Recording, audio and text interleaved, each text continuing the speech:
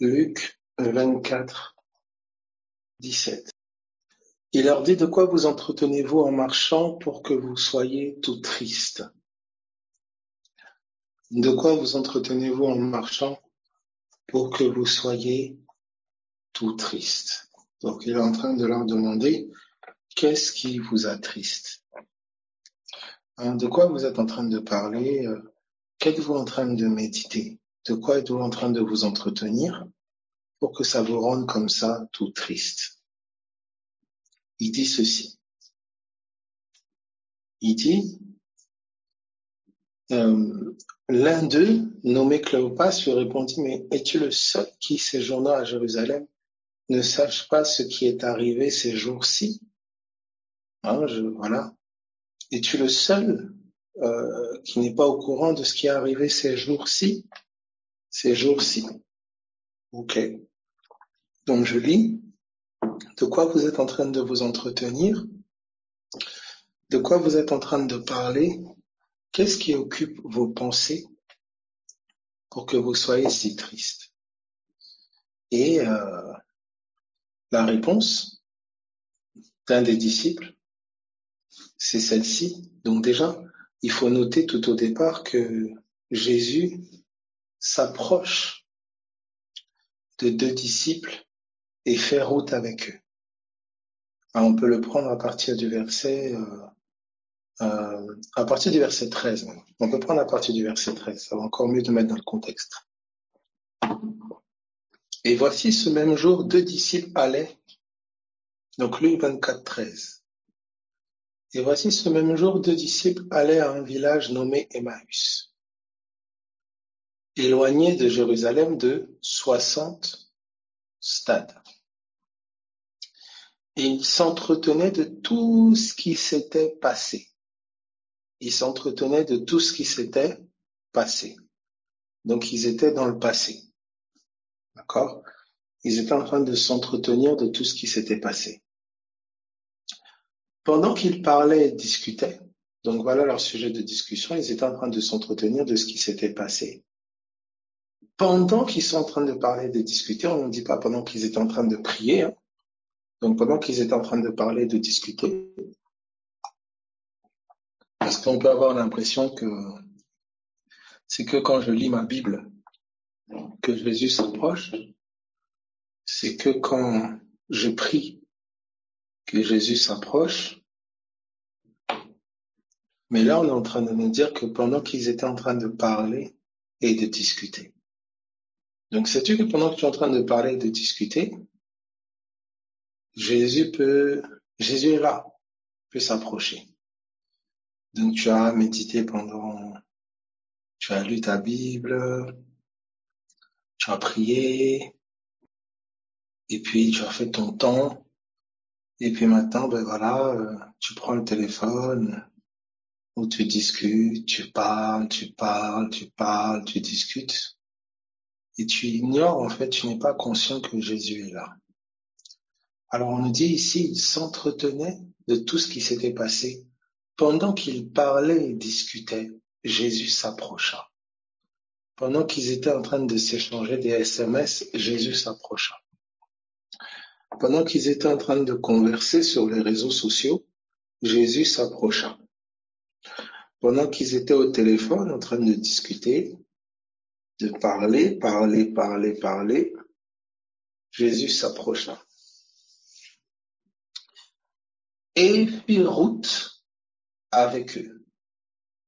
Il est en train de faire route avec eux, il est en train d'assister à l'échange, à la conversation, à la discussion. Donc je répète, Jésus ne s'est pas approché d'eux au moment où ils étaient en train de prier, au moment où ils étaient en train de lire la Bible ou des Écritures, au moment où, non, mais dans une situation très naturelle. Discussion, parole, discussion, entretien. D'accord? Donc Jésus était là pendant qu'ils étaient en train de s'entretenir. Il était là à l'entretien et il fait route avec eux. Il est là à cet entretien. Donc, mais leurs yeux, il y a quelque chose qui est terrible ici, c'est que leurs yeux étaient empêchés de le reconnaître. Leurs yeux étaient empêchés de le reconnaître. Alors, pourquoi leurs yeux étaient empêchés de le reconnaître? On avait eu à le voir dans Marc chapitre 16. Marc chapitre 16. Marc chapitre 16, à partir du verset 11, je crois. Non, voilà. À partir du verset 12. À partir du verset 12. Après cela, il apparut sous une autre forme à deux d'entre eux qui étaient en chemin pour aller à la campagne. Ils revinrent l'annoncer aux autres qui ne les crurent pas non plus. Ils revinrent l'annoncer aux autres qui ne les crurent pas non plus. Donc après cela, il apparut sous une autre forme à deux d'entre eux qui étaient en chemin pour aller à la campagne. Il apparut sous une autre forme. Je reprends Luc 24. Donc on dit, leurs yeux étaient empêchés de le reconnaître. Mais pourquoi leurs yeux étaient empêchés de le reconnaître? Parce que il leur apparut sous une autre forme. Sous une autre forme. Donc, écoutez bien. Leurs yeux étaient empêchés de le reconnaître. Écoutez bien le mot. On ne dit pas leurs yeux étaient empêchés de le connaître, mais leurs yeux étaient empêchés de le reconnaître. Pour reconnaître, c'est que tu as déjà connu. Pour reconnaître, c'est que tu as déjà connu. Maintenant, ici, pourquoi leurs yeux étaient empêchés de le reconnaître? De le reconnaître, parce qu'il est apparu sous une forme qu'ils ne connaissaient pas avant. Il est apparu sous une autre forme. C'est pour ça que leurs yeux étaient empêchés de le reconnaître, de le reconnaître. Alors, je m'explique. Jésus est en route, il est en route en train de faire chemin donc avec ici. Il s'approche de deux disciples qui sont en train de s'entretenir, qui sont en train de discuter, qui sont en train de parler. Mais quand il s'approche d'eux, il leur apparaît sous une autre forme, sous une forme qu'ils ne connaissaient pas. Et comme il apparaît sous une forme qu'ils ne connaissaient pas, une forme inconnue pour eux, leurs yeux étaient empêchés de le reconnaître, de le reconnaître. Est-ce que ça va jusque-là pour tout le monde? Ok. Alors, Jésus est en train de s'approcher d'eux, écoutez bien. Il s'approche d'eux, donc il est ressuscité, et le ressuscité les approche sous une forme inconnue. Écoutez bien, s'il vous plaît, mes mots, je pèse mes mots. Le ressuscité les approche sous une forme inconnue. Il ne les approche pas comme il l'avait connu autrefois. Il les approche sous une forme inconnue. Et comme il les approche sous une forme inconnue, leurs yeux, je répète, leurs yeux sont empêchés de le reconnaître, de le reconnaître. Je répète, les disciples sont en train d'échanger, ils partagent, ils discutent, ils s'entretiennent des choses qui se sont passées. D'accord? Donc, ils sont en train d'échanger, de discuter. Tu peux prendre ça comme le cours de ta vie quotidien. Tu parles, tu te téléphones, tu discutes, tu as un entretien, tu as un échange, voilà. Ils n'étaient pas du tout dans un contexte religieux. Ils sont en train de discuter, d'échanger. Pendant ce temps-là, Jésus s'approcha d'eux. Jésus s'approcha d'eux. Donc, Jésus est là. Jésus est là. Mais sous une autre forme, sous une forme qu'il ne connaissait pas. En d'autres termes, sous une forme inconnue. Sous une forme inconnue pour eux. Et comme il les approche sous une forme inconnue, leurs yeux étaient empêchés de le reconnaître. Leurs yeux étaient empêchés de le reconnaître. Pour ceux qui ont des oreilles, à la place des yeux, vous mettez l'intelligence, ça va vous amener quelque part. Donc, il les approche sous une forme inconnue, et leurs yeux étaient justement donc empêchés de le reconnaître. On peut continuer. Est-ce que jusque-là, ça va pour tout le monde? Ok. Il leur dit, de quoi vous entretenez-vous en marchant, donc verset 17, pour que vous soyez tout tristes? De quoi vous entretenez-vous en marchant pour que vous soyez tout tristes?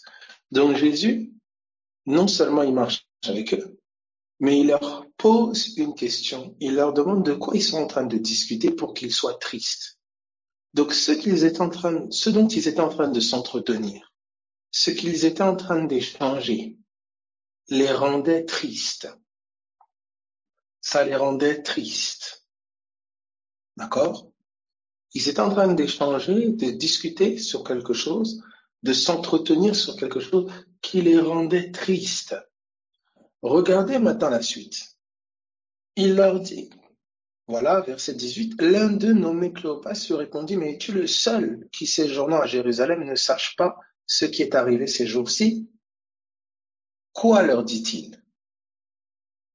Donc, ils sont en train de parler, écoute bien s'il te plaît, sois très attentif. Jésus s'approche d'eux, vous savez que Jésus est omniscient. Il sait tout. Il connaît tout. Ça veut dire que ce pourquoi tu peux t'inquiéter, en fait, il est déjà au courant bien avant toi. Il est déjà en opération. Il est déjà, en fait, c'est Jésus, quoi. Mais il s'approche d'eux comme un ignorant, comme s'il ne savait pas. Et il approche sous une forme qui pour eux est inconnue. C'est un inconnu. D'accord? C'est inconnu. Et comme c'est inconnu, leurs yeux sont empêchés de le reconnaître. Leurs yeux ne voient pas. Alors regardez maintenant ce qui se passe. Jésus donc leur pose une question et ils se mettent à dire, mais es-tu le seul qui n'est pas au courant de tout ce qui s'est passé? Jésus dit, mais quoi leur répondit? Il leur répondit, ce qui est arrivé au sujet de Jésus de Nazareth qui était prophète, un prophète puissant en œuvre et en parole devant Dieu et devant tout le peuple. Donc, ils sont en train de s'entretenir, de s'inquiéter, d'être attristés par ce qui est arrivé à Jésus de Nazareth. Jésus de Nazareth qui est en train de faire route avec eux. Donc ça veut dire que le sujet de leur tristesse, l'objet de leur tristesse, est en vérité une illusion puisque le Jésus par rapport auquel ils sont tristes est là en train de faire route avec eux. Donc cependant, leurs yeux sont empêchés de le reconnaître. Ça veut dire que la vraie source de la tristesse, c'était pas la situation. La vraie source de la tristesse était leur manque de révélation, leur manque de discernement, leur incrédulité. Parce que le sujet de leur joie, le sujet de gloire, le sujet d'espérance était là. Mais leur discussion, leur entretien, leur échange était sur autre chose. Et j'aime toujours le dire, ils se mettent à parler de Jésus à Jésus. Et regardez la suite. Et ça, cette scène, je la reprends beaucoup souvent parce que elle a tellement d'enseignements. On est en train de voir que celui qui sait cache sa science et que c'est lui qui pose les questions. Et que ceux qui savent le moins, c'est eux qui parlent le plus. Les disciples sont en train de parler, alors que ce sont les plus ignorants de la situation. Et l'inconnu parle moins. Voilà pourquoi je prie au nom de Jésus-Christ de Nazareth que le Saint-Esprit en toi parle plus que toi. Que le Saint-Esprit en toi parle plus que toi. Que l'inconnu parle plus que toi. Parce que c'est pas facile. Alors regardez la suite. Ils sont en train d'étaler leur inquiétude. Voici, regardez, et donc on arrive à partir du verset 19. Quoi leur dit-il? Et ils lui répondirent, ce qui est arrivé au sujet de Jésus de Nazareth, qui est un prophète puissant en œuvre et en parole devant Dieu et devant tout le peuple, et comment les principaux sacrificateurs et nos magistrats l'ont livré pour le faire condamner à mort et l'ont crucifié. Si on regarde bien, ce qui les attriste, ce qui les rend abattus, c'est la croix. C'est la croix. Ils savent très bien ce qui s'est passé. Ils savent très bien, ils connaissent très bien la souffrance endurée. Ils connaissent très bien l'épreuve endurée. Ils connaissent très bien comment Jésus est mort, comment il a été malmené, ils le savent très bien. Ils ont la tristesse de la croix avec eux, mais ils n'ont pas la joie de la résurrection. Ça veut dire qu'ils sont aveuglés quant à la résurrection, mais leurs yeux sont bien ouverts et leurs souvenirs sont bien ouverts quant à la croix, la souffrance et l'épreuve. C'est pour ça que je prie au nom de Jésus-Christ de Nazareth, que tes yeux s'ouvrent sur la résurrection de Jésus afin que ta joie soit parfaite dans l'espérance de sa résurrection. Ici, on voit que l'état des disciples, l'état intérieur des disciples n'était pas dû à la circonstance et la situation, premièrement en fait, mais c'était dû à un manque de révélation.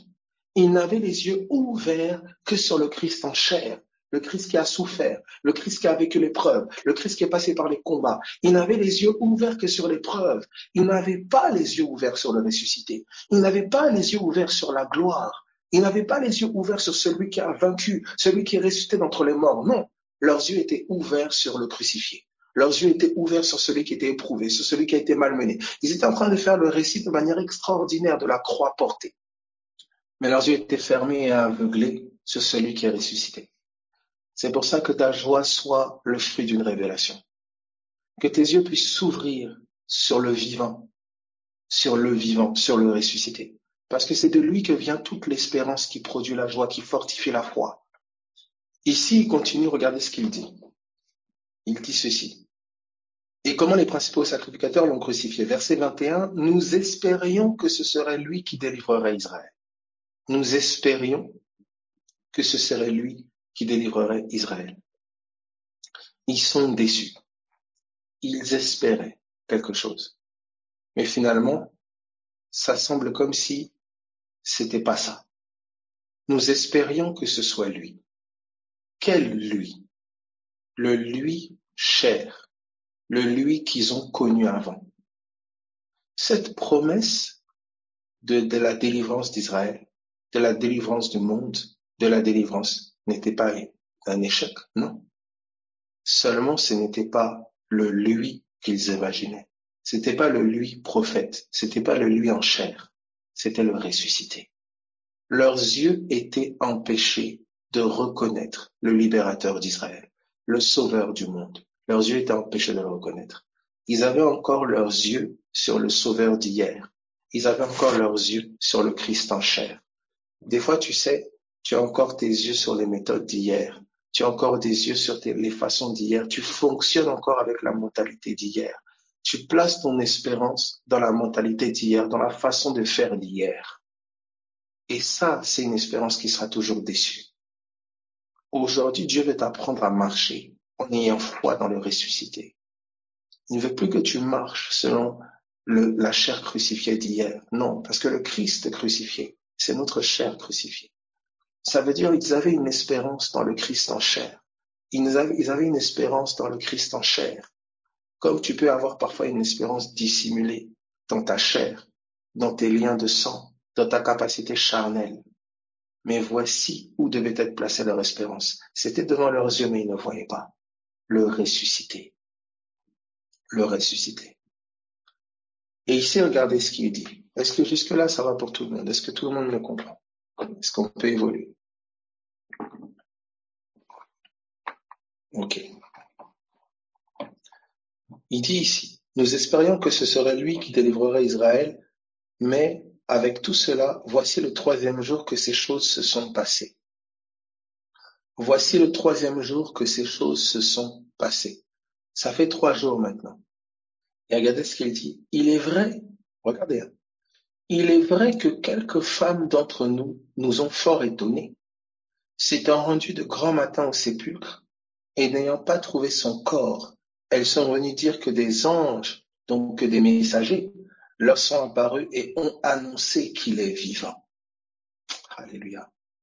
On leur a parlé, on leur a annoncé la bonne nouvelle. On leur a annoncé qu'il était vivant.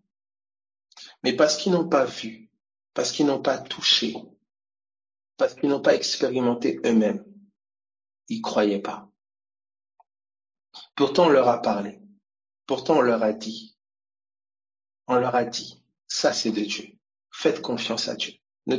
Ils ont entendu, on leur a dit. Et comme ils n'ont pas vu, comme ils n'ont pas touché, nous espérions que ce soit lui. L'espérance est déçue. Et c'est là le très grand challenge pour le croyant. Est-ce que tu crois parce que tu vois, tu sens et tu touches? Ou est-ce que tu crois et places ton espérance en Dieu parce que Dieu a promis, Dieu a parlé? C'est vraiment un combat. Regardez la suite. Il continue, il dit ceci. Il dit, quelques-uns donc de ceux qui étaient avec nous sont allés au sépulcre et ils ont trouvé les choses comme les femmes l'avaient dit. Mais lui, ils ne l'ont pas vu. Et vous avez vu que c'est fort, il utilise des femmes pour aller leur parler. Et on prie dans Marc, il est dit qu'ils prient, dans Luc ou dans Marc, il est dit, ils prirent leur discours pour des rêveries. Donc ils n'ont pas pris au sérieux le discours de ces femmes. Et souvent le Seigneur va passer par des canaux insignifiants, des canaux que tu vas maîtriser, il va mépriser. Il va passer par des voies, par des canaux que tu auras tendance à mépriser pour te dire la bonne nouvelle, pour t'annoncer la bonne nouvelle. Mais comme c'est pas spectaculaire, comme ça frappe pas aux yeux, tu méprises la nouvelle. Alors que Dieu t'a parlé. Dieu t'a parlé. Il continue, il dit ceci. Il continue, donc il les écoute. Et ensuite, au verset 24, quelques-uns de ceux qui étaient avec nous donc sont allés au sépulcre et ils ont trouvé les choses comme les femmes l'avaient dit, mais lui ne l'ont pas vu. Alors Jésus leur dit, ô homme stupide, ô homme sans intelligence. C'est quelque chose. Hein. Vous imaginez quelqu'un qui est en train d'étaler, ils sont là en train d'étaler leur tristesse, Jésus leur pose des questions, et puis là on a quelques versets, mais il faut savoir que de Jérusalem à Emmaüs, il y avait près d'1 heure de marche, je pense. Donc ils ont parlé comme ça pendant plusieurs minutes, Jésus les écoute, il dit oh là là, il bougeait la tête sans doute, etc. Et puis après qu'ils aient raconté tout ça, il leur dit oh, il s'exclame, oh, bande d'idiots. Mes amis, moi j'allais dire t'as pas de compassion. Mais attends, monsieur. Déjà, ils l'ont pas reconnu. Donc, ils auraient pu dire, mais attendez, mais vous vous prenez pour qui, monsieur, là? Ça aurait pu se fâcher. Oh, homme sans intelligence. Des gens qui sont en train de se lamenter, qui sont tristes, qui sont abattus, parce qu'ils ont perdu, pour eux, ils ont perdu celui en qui ils espéraient. On parle quand même d'un décès, là. Mais il leur dit, oh, homme sans intelligence. Vous n'avez pas compris. Et là, c'est interpellant. Comment, face à ma tristesse, à ma peine, à mon abattement, j'ai pas seulement un Dieu qui vient s'asseoir et qui fait route avec moi pour me caresser dans le sens du poil, pour me dire oui, t'as raison, non. Et qui me dit, tu comprends pas. Tu ne comprends pas. En fait, tu ne vois pas. Et regardez ce qu'il commence à faire. Il dit, ô homme sans intelligence et dont le cœur est lent à croire tout ce qu'ont dit les prophètes. Autrement dit, dont le cœur est lent à croire tout ce qu'ont dit les Écritures. Qu'est-ce qu'on remarque dans cette discussion? Ils ne parlent que les faits, les événements passés, mais ce n'était pas l'Écriture. Mais celui qui fait route avec eux, qui est inconnu, son langage est celui de l'Écriture. Qu'est-ce qu'il fait? Il dit, ne fallait-il pas que le Christ souffrit ces choses et qu'il entrât dans sa gloire? Et commençant par Moïse et par tous les prophètes. Est-ce que vous voyez comment directement l'inconnu pour eux amène la discussion à un étage supérieur? Je prie au nom de Jésus-Christ de Nazareth que le Saint-Esprit amène nos discussions, nos conversations à un étage supérieur. Ils sont en train de Oh Jésus. Et ils sont en train de discuter ici, oui, t'es le seul qui est pas au courant dans tout Jérusalem, ça, et ça les attriste, et oui, ceci, cela, et ils parlent. Et Jésus est en train de les écouter. Il les écoute, il dit rien, il écoute. Il dit, ah là là, homme sans intelligence, stupide, dont le cœur est lent à croire. Donc il dit en gros stupide et incrédule. Ensuite il arrive maintenant, il dit ok, il prend maintenant les Écritures. Il n'a pas dit regardez l'événement là-bas, mais regardez les femmes, elles avaient dit ça, regardez. Non, il prend les Écritures. Ça doit t'interpeller. Là où tes raisonnements, tes pensées, il y a des conversations dans ta tête, il y a des échanges dans ta tête, des discussions qui s'entretiennent sur le passé. Tu as des échanges avec tes proches, avec je sais pas qui, sur le passé, sur ta chair, sur comment tu étais, sur comment tu t'attendais à ça, sur voilà, c'est toute la discussion sur la chair crucifiée, ce qui s'est passé. Le passé, là, c'est de prendre une échelle supérieure. Là, c'est ce qui s'est passé concernant Jésus. Mais ça peut être ton passé à toi, l'Égypte. Tu commences à te remémorer à l'époque, quand j'étais comme ça, si j'avais fait ceci, j'avais fait cela. Tu commences à aller dans, c'est-à-dire que Jésus s'assoit avec eux et dit, c'est pas possible. Ils étaient en train de s'entretenir et dit, mais qu'est-ce qui vous rend triste comme ça? Et qu'est-ce que Jésus fait? Il prend les Écritures. Le ressuscité, Jésus de Nazareth, ton maître, vivant dans la gloire, ressuscité, il a pris les Écritures. Maintenant, moi, la question, je me pose, toi, tu es maintenant dispensé des Écritures au nom de quoi? Tu as un niveau supérieur au Christ ressuscité. On a refait le monde spirituel pour toi. Je sais pas. Qu'est-ce que tu peux nous dire? Si même, parce que si on avait dit à Jésus en chair, on aurait pu dire, oui, mais Jésus là, c'est quand il était dans la chair. Mais là, il est ressuscité dans la gloire. Et lui-même, le ressuscité, a pris les Écritures. Et alors, et nous? Et qu'est-ce qu'il fait avec? Qu'est-ce qu'il fait avec? Il dit, il commence par dire au verset 26, ne fallait-il pas que le Christ souffrit ces choses? Il leur rappelle, mais le Christ devait passer par là. Qu'est-ce qui vous étonne? Le Christ devait passer par là. Premièrement, comment sait-il que le Christ devait passer par là? Mais c'est écrit. C'est écrit. Il continue. Et qu'il entra dans sa gloire. C'est là maintenant la partie. Voilà la révélation. Regardez la suite. Et commençant par Moïse et par tous les prophètes. Et commençant par Moïse et par tous les prophètes. Donc souvenez-vous, hein, la personne qui est avec eux là est un inconnu. Pour eux, c'est un inconnu. Donc soudain, cet inconnu est en train de leur parler des mystères de l'écriture. Donc le sujet de discussion est tellement décalé. Les gars sont décalés. Oui, on espérait que ce soit lui. Maintenant, ça fait 3 jours. Ils sont en train de vivre ce qui est écrit, mais ne le voient pas. Donc l'homme là qui est inconnu, j'insiste sur le mot inconnu, l'homme qui est un mystère pour eux, qui est inconnu, est en train maintenant de leur parler des Écritures. Il leur parle des Écritures. Il commence maintenant par Moïse et par tous les prophètes. Et on dit, il leur expliqua. Le mot expliquer là, c'est interpréter. C'est le mot interpréter que interpréter les langues inconnues. Je n'entrerai pas là-bas aujourd'hui. Donc, l'inconnu qui est avec eux prend les Écritures, il parle les Écritures et il commence à leur interpréter les écrits. Il commence à leur expliquer les Écritures. C'est un inconnu. Pour eux, c'est un inconnu.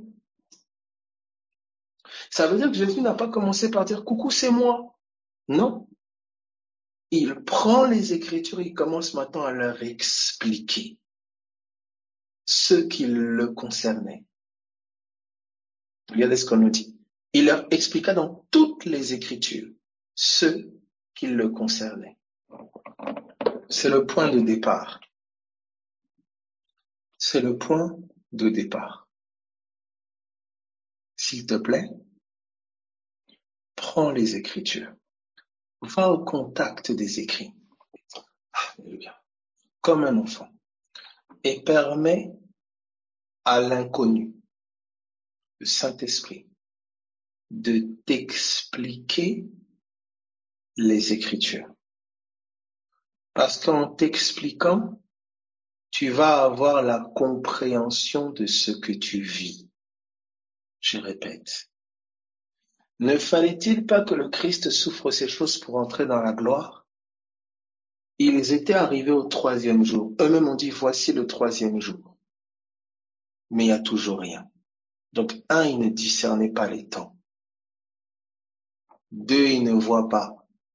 Jésus est là, bien au 3e jour avec eux. Ils ne voient pas. Ils ont le témoignage des femmes. Ils vont vérifier. Ils voient que c'est comme les femmes ont dit, mais eux ne le voient pas.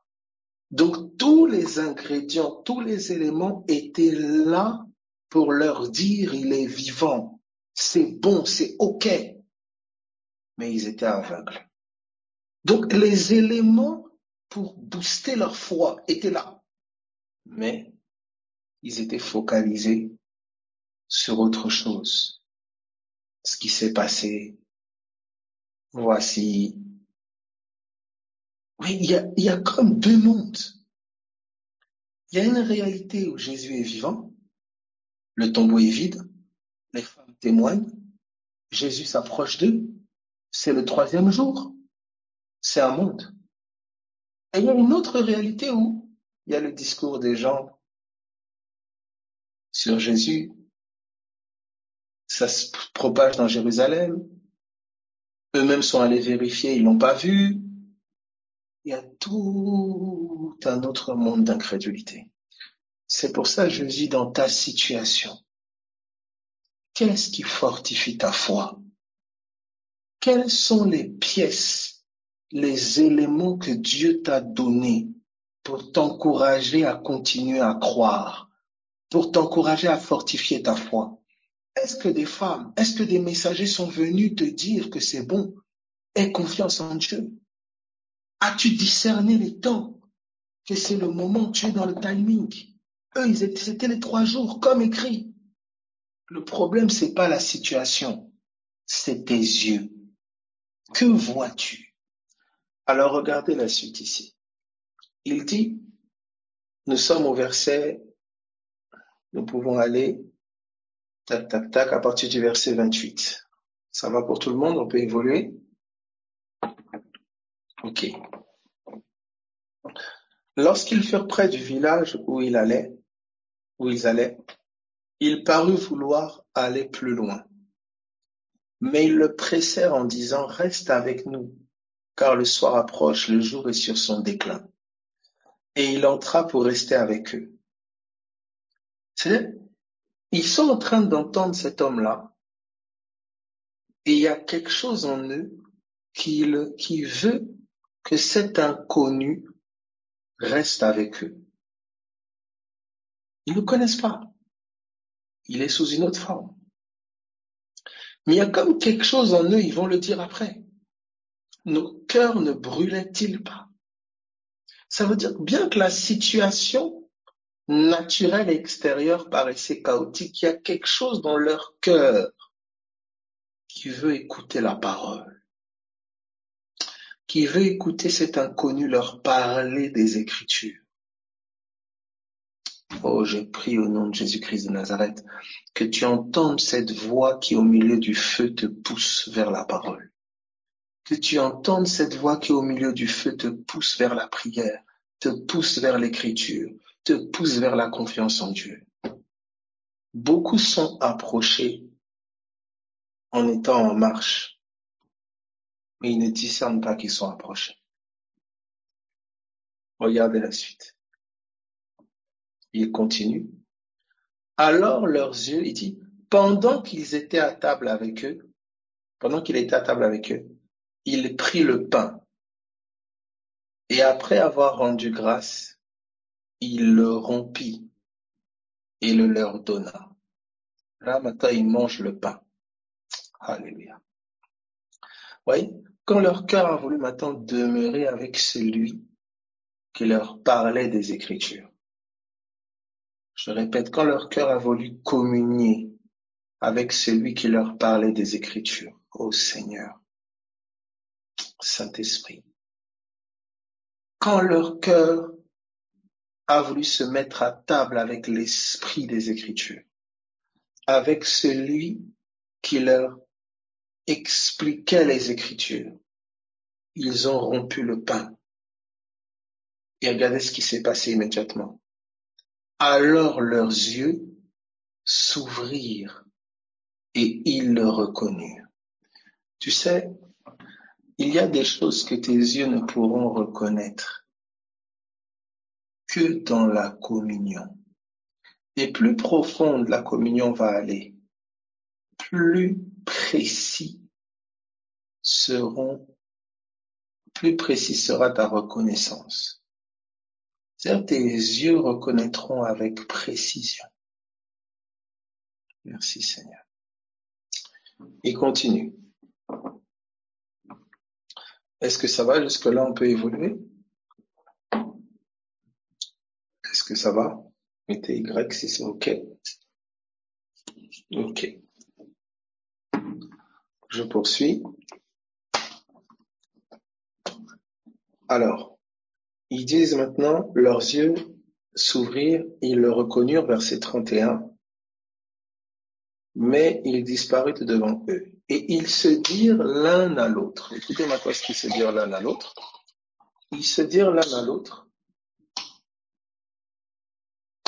notre cœur ne brûlait-il pas au-dedans de nous lorsqu'il nous parlait en chemin et nous expliquait les Écritures? Vous voyez? Essayez un peu de résumer la situation. Je reprends calmement, je résume la situation. Jésus vient de vivre là, ils ont vécu la croix il y a 3 jours. C'est-à-dire, quand je parle croix, automatiquement, vous devez aller donc dans toute la notion de souffrance de la chair, d'épreuve, humiliation, etc. Ils espéraient que ce soit lui. Cette espérance semble comme déçue. C'est la croix. C'est l'humiliation. C'est quelque chose comme qui ressemble au désespoir. C'est le découragement. Et le temps passe. Les disciples sont en route, sont en chemin. Pendant qu'ils sont en chemin comme ça, ils sont en train de discuter, ils échangent, ils parlent. Et de quoi ils parlent? Ils parlent de ce qui s'est passé. D'accord? Ce qui s'est passé là, c'est bien sûr ce qui s'est passé avec Jésus, Golgotha, etc., etc. Mais nous aimerions aussi avoir une lecture spirituelle et amener ça à différents étages. Et ce qui s'est passé, ça peut être aussi ton passé, ton histoire charnelle. L'histoire de ton sang, l'histoire de ta vie charnelle. On a soudain quelqu'un qui commence à s'entretenir, parler de son passé, de sa chair. Mais aussi, on peut prendre encore un autre étage et prendre cette discussion comme une discussion aussi tout simplement charnelle. Discussion, entretien, partage charnel terrestre. Mais quelle est la conclusion qu'on tire? Quel est le sentiment que produit ces discussions-là, ces méditations-là, ces soucis-là? On voit Jésus qui leur dit, pourquoi êtes-vous si triste? Donc on voit que cet échange, ces discussions, ces conversations, ces entretiens engendrent la tristesse. Pourtant, Jésus est bien là avec eux. Alors il continue de raconter, de parler, et il raconte, et il parle, et il parle, et il parle, et Jésus les écoute. Dans leur récit, il raconte bien que des femmes ont vu des messagers et sont venus leur dire qu'il était vivant. Ils ont essayé de vérifier, comme ils n'ont pas trouvé Ils l'ont pas trouvé. Ils n'ont pas vraiment cru ces femmes-là. Donc, il y a eu des boosts de foi qui leur ont été envoyés, des encouragements qui leur ont été envoyés, mais ils n'ont pas su discerner. Donc, ils laissent la tristesse les gagner, ils laissent l'incrédulité les gagner. Et là, on arrive au verset 25, où Jésus après les avoir bien écoutés, avec une démonstration d'amour et de patience extraordinaire, hein, soyez tous encouragés, hein, que le Seigneur nous donne cette patience-là, d'écouter l'incrédulité, le vomi d'incrédulité avec beaucoup d'amour. Après les avoir écoutés, Jésus ne dit pas, oh là là, vous êtes brillant, bah, mais si, je comprends ce que, non. Il dit, oh homme sans intelligence, oh stupide. Il ne dit pas intelligent. Pourquoi? Il dit, votre cœur est lent à croire ce qu'ont dit les prophètes. Qu'est-ce que je constate? Je constate que pendant tout ce temps, ils sont en train de parler des événements, ils sont en train de parler des faits. Mais je vois que cet inconnu qui est avec eux, soudain, leur parle des Écritures. Il les ramène à ce qui est écrit. Et ça, c'est le Saint-Esprit. Alors, il y a un détail qu'on soulève pendant qu'on est en train de lire ici. On soulève le détail que cet homme-là est un inconnu et que leurs yeux est empêchés de le reconnaître. Hein? Donc, c'est un petit clin d'œil aussi où nous pourrions transposer avec les langues inconnues et l'intelligence stérile. D'accord? Ça, je ne vais pas entrer là-bas, mais voilà, ceux qui ont des oreilles pour entendre, entendez. Ici, là, l'inconnu les approche. Leurs yeux sont empêchés de le reconnaître. Ils ne le reconnaissent pas. Mais pourtant, cet inconnu-là, qu'est-ce qu'il fait? Il commence pas par leur ouvrir les yeux, non. Il prend les Écritures et leur interprète. Je répète, cet inconnu prend les Écritures et commence à leur expliquer. Il leur interprète les Écritures. Ça veut dire que ces disciples-là décident de se mettre à table, décident de communier avec un inconnu qui leur explique les Écritures. Est-ce que quelqu'un comprend ce que je dis? Je prie au nom de Jésus-Christ de Nazareth que tu te mettes à table avec le Saint-Esprit et qu'il t'explique les Écritures. Que tu sortes de la mentalité seulement, oh Saint-Esprit, montre-moi quel travail je dois choisir. Oh Saint-Esprit, montre-moi quel truc Oh Saint-Esprit, donne-moi ça. Oh Saint-Esprit, écoute-moi, assis-toi avec l'Esprit de l'Écriture et qu'il t'explique. On a vu ces hommes-là marcher, parler de leurs circonstances, parler de leurs événements, parler de oui, il s'est passé ça. Tu es le seul qui n'est pas au courant, blablabla, blablabla. Mais à un moment, c'est maintenant la parole qui est donnée à Christ. Christ est un gentleman, il les a laissés déjà parler en premier. Ensuite, cet inconnu, lui, quand il parle, qu'est-ce qu'il fait? Il prend les Écritures et il commence à leur expliquer. Regardez comment la discussion est passée à un étage supérieur. C'est pour ça que tu dois rendre grâce à Dieu quand dans ton brouhaha, là, dans ton brouillon de pensée, il y a une écriture qui monte. Le Saint-Esprit t'amène à un étage supérieur. Le Saint-Esprit t'amène dans une chambre supérieure. Peut-être à ce moment-là, il cherchait substitut. Substitut, c'est-à-dire, est-ce que ça va pour tout le monde? Est-ce que vous voyez ça?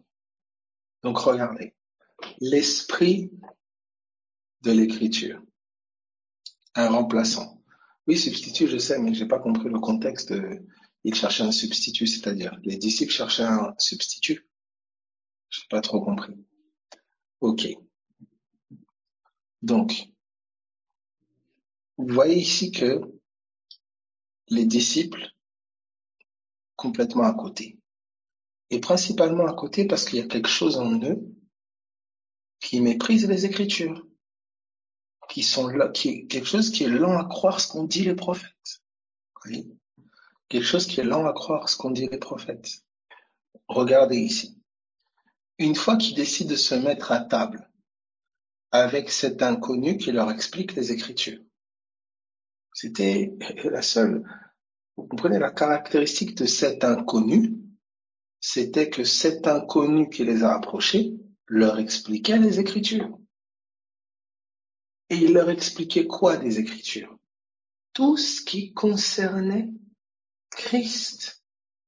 Donc, si on devait résumer cet inconnu, c'est un inconnu qui, au travers des Écritures, expliquait tout ce qui concerne Christ. Et il décide de se mettre à table avec cet inconnu. Il décide de manger, de communier avec cet inconnu. Exactement. Leur cœur, ils disent, mais nos cœurs ne brûlaient-ils pas? Donc il y avait comme un feu. Mais tant qu'ils ne s'étaient pas mis à table avec lui pour communier, tu sais, il y a des choses, tu peux les entendre. Ah, alléluia, oh, que ça m'a parlé. Oh, que tout meeting là, waouh, c'était fort. C'était les mêmes passages que on m'avait donné dans les années. Ah, waouh. Mais tu ne prends pas le temps de te poser, de dire, ah, je vais prendre une journée. Je vais te poser avec l'esprit des Écritures, qu'il t'explique. Alors leur cœur brûlait, oui, mais leurs yeux ne voyaient toujours pas. Ton cœur brûle quand tu entends certaines choses. Tu sais, ça brûle au-dedans de toi. Tu sais pas l'expliquer. Tu peux être incertain, te dire, mais est-ce que je suis pas fou, est-ce que je suis pas... Ça brûle au-dedans de toi. Mais tu vois bien que tes yeux ne voient pas clair. Maintenant, il est dit, c'est en s'asseyant à table, rompant le pain, que leurs yeux se sont ouverts. Que leurs yeux se sont ouverts. Alors, si on va dans manger, bien sûr, quand on rentre dans manger, on a vu ensemble, mange le livre, parle. C'est du fruit de ses lèvres que l'homme rassasie son ventre. Donc, en écoutant, leur cœur brûlait. Mais soudain, ils se mettent à parler depuis ce qu'ils ont entendu, ruminer ce qu'ils ont entendu. Alors leurs yeux commencent à s'ouvrir. Les yeux de la foi commencent à s'ouvrir. Quand la bouche s'approprie ce que les oreilles ont entendu. Alléluia. Merci Seigneur. Alors regardez la suite. Il dit ceci. Leurs yeux s'ouvrirent, etc. Ils se dirent l'un à l'autre, nos cœurs ne brûlaient-ils pas? Verset 33. Se levant à l'heure même, ils retournèrent à Jérusalem et ils trouvèrent les 11 et ceux qui étaient avec eux, assemblés, et disant, le Seigneur est réellement ressuscité, et il est apparu à Simon. Et ils racontèrent ce qui leur était arrivé en chemin, et comment il l'avait reconnu au moment où il rompit le pain. Donc vous voyez que quand leurs yeux s'ouvrent, ils deviennent automatiquement témoins. Et regardez, j'aime cette phrase, le Seigneur est réellement ressuscité. Le Seigneur est réellement ressuscité. J'aime Jésus qui a dit, le monde ne me verra plus. Mais vous me verrez parce que je vis et que vous vivrez aussi. Mais comment vous allez vivre? C'est par la communion avec moi. Parce que vous serez en communion avec moi au travers de ma parole. Parce que ma parole demeurera en vous. Parce que ma parole sera sur vos lèvres. Là où le monde ne me voit plus, vous me verrez. Alors vous serez mes témoins. Comment vous serez mes témoins? Le Saint-Esprit. Et dès qu'ils ont rompu le pain, leurs yeux se sont ouverts. Ils sont devenus témoins. C'est par révélation. Lorsqu'il plut au Père de révéler en moi son Fils afin que je l'annonce. Lorsque le Fils en Paul a été révélé dans Galates, sa bouche l'a annoncé. Paul est devenu témoin. La situation de ces disciples-là ils sont passés de la tristesse à la joie, pas parce que la circonstance a changé, mais parce que leurs yeux se sont ouverts sur la réalité. Leurs yeux se sont ouverts sur la vérité. Beaucoup pensent que le sujet de joie, c'est cette situation qui doit changer, ça doit être ceci, ça doit être cela. Non, c'est la révélation qui te manque. Il faut que tes yeux s'ouvrent sur le ressuscité, alors tu verras que le ressuscité est bien plus glorieux que la situation traversée. Il est bien plus grand. C'est en lui qu'est la victoire, c'est en lui qu'est l'espérance vivante. Soupire à le voir, soupire à ce qui te soit révélé. Maintenant, regardez ce qu'il est en train de nous dire. Il nous dit, regardez, commencez, l'esprit en question est l'esprit de l'écriture. Ce qu'ont dit les prophètes, Il a mis les disciples au contact de ce qu'ont dit les prophètes. L'Esprit qui expliquait les Écritures s'est assis avec eux. Regardez maintenant dans Luc. On peut continuer dans Luc 24, il continue à partir du verset 44. Luc 24, 44. Est-ce que c'est bon pour tout le monde, Luc 24, 44? Donc je lis. Puis il leur dit, c'est là ce que je vous disais lorsque j'étais encore avec vous, qu'il fallait que s'accomplisse tout ce qui est écrit de moi dans la loi de Moïse, dans les prophètes et dans les psaumes. Regardez ce qu'il dit. Tout ce qui est écrit de moi. Tout. Alors il leur ouvrit l'esprit. D'autres disent, alors il leur ouvrit l'intelligence afin qu'ils comprissent les Écritures. Donc, pour pouvoir comprendre, il fallait que le ressuscité ouvre leur intelligence. En fait, leur ouvre les yeux. Ça veut dire, qu'est-ce que ça veut dire?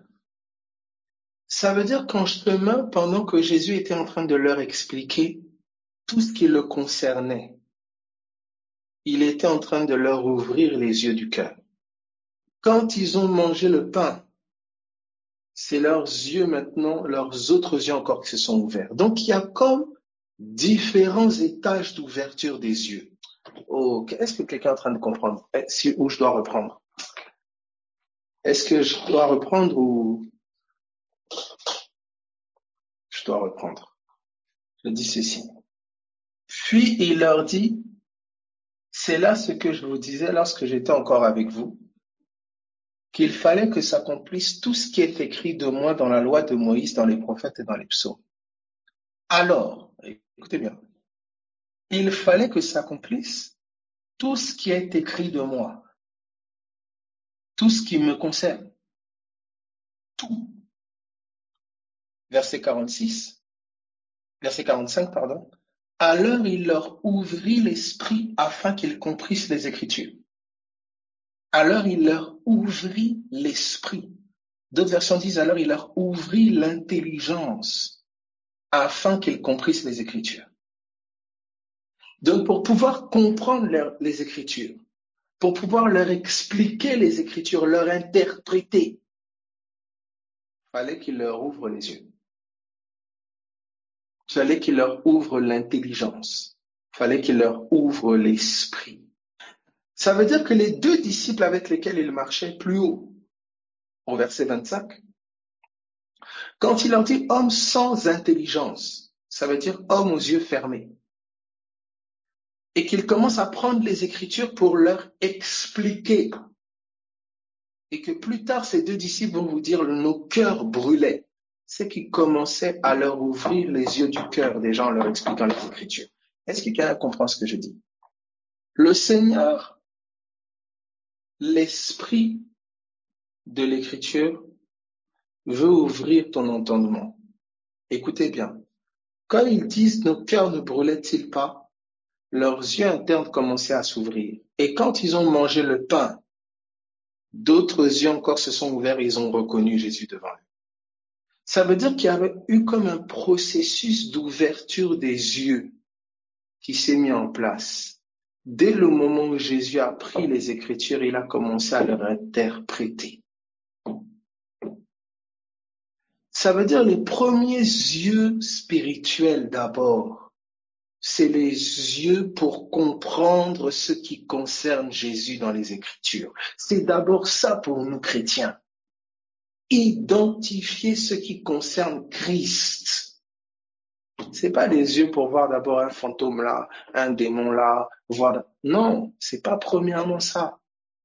Pour nous chrétiens, les yeux spirituels, c'est les yeux du témoin. C'est les yeux qui voient Jésus.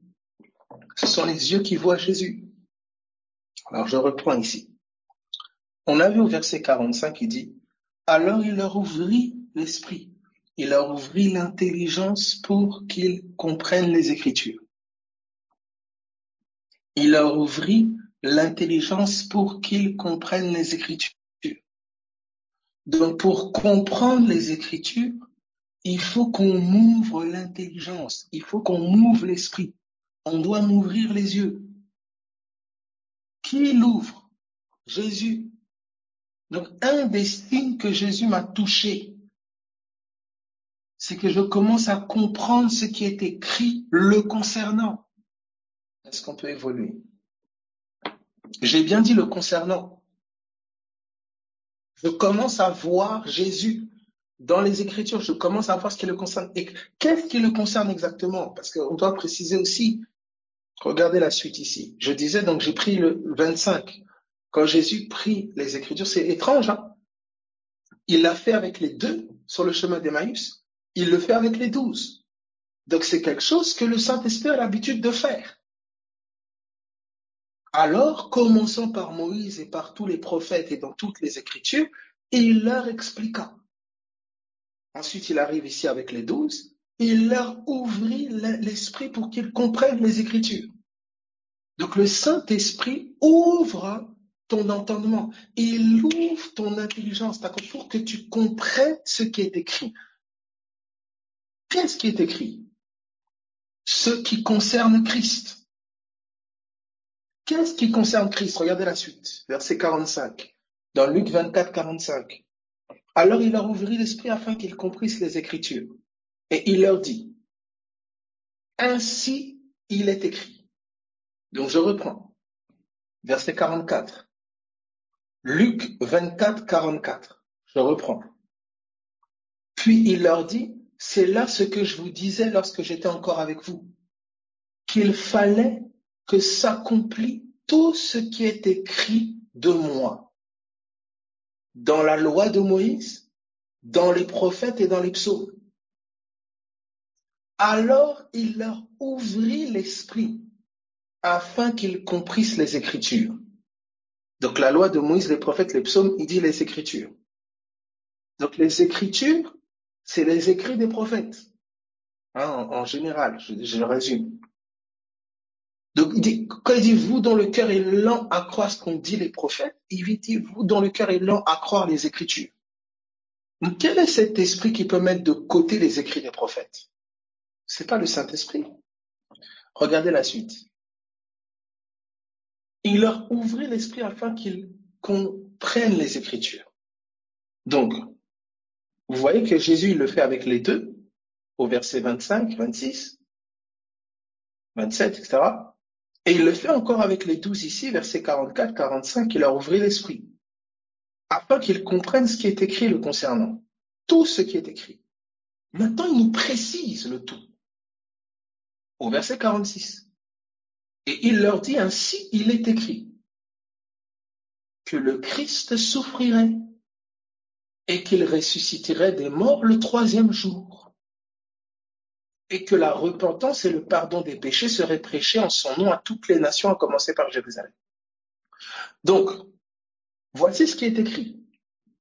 Tout ce qui est écrit le concernant. Que le Christ souffrirait et qu'il ressusciterait le 3e jour. Maintenant, je vous mets au défi de prendre les Écritures, c'est-à-dire à leur époque, c'était de Genèse à Malachie.